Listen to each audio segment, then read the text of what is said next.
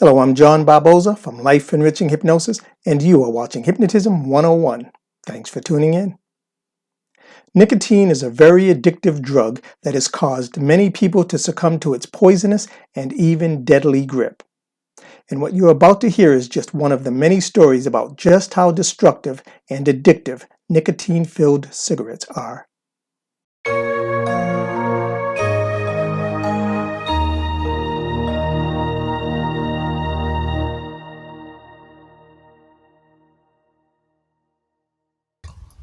Hello, I'm Helen.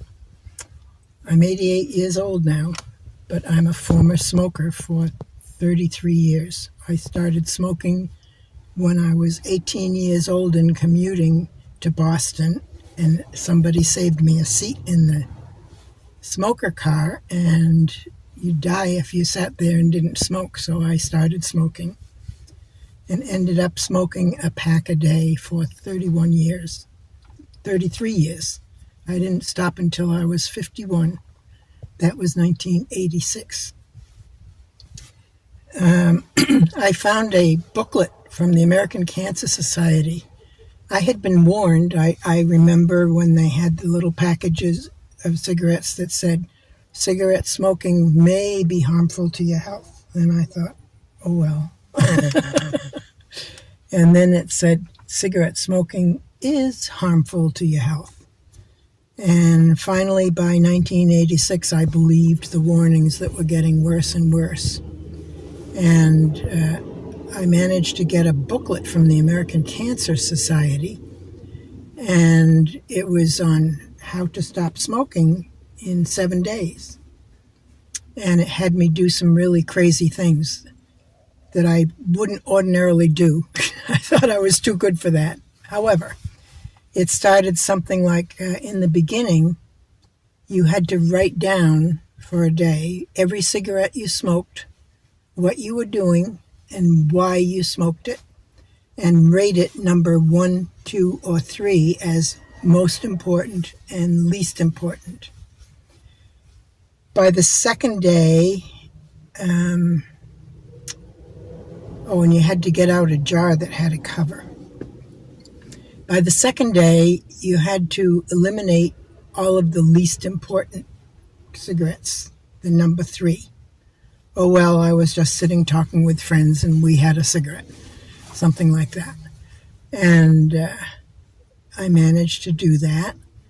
The next trip was to eliminate the number 2 cigarettes. And all of the cigarettes that you smoked were the cigarette butts went into a jar. I didn't even smoke filter cigarettes. I smoked Pall Mall, Chesterfield, whatever I could get. But I didn't like the taste of the filter. So I had these cigarette butts in the jar to the tune of a pack a day, a few less by the time I eliminated the number 1s, and a few more less out after I eliminated the number 2s. But along the way, we had to put water in the jar of cigarette butts and put the cover on it. And by the third time, we had to open up the jar, and the smell was so bad that you couldn't stand it. And it was definitely a deterrent to wanting a cigarette. I didn't stop wanting one by that time. Even after I was smoking none, I still had a desire, an urge, but I didn't smoke. I'd say today that's the most difficult thing I've ever done in my life. But I succeeded in doing it. And now I've developed asthma since I quit smoking. And I'm allergic to the smell of cigarettes.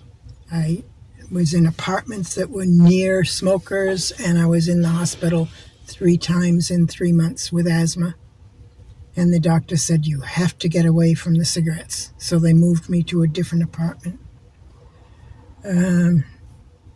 Today, I have no urge for a cigarette. I can't stand the smell if somebody is around me is smoking.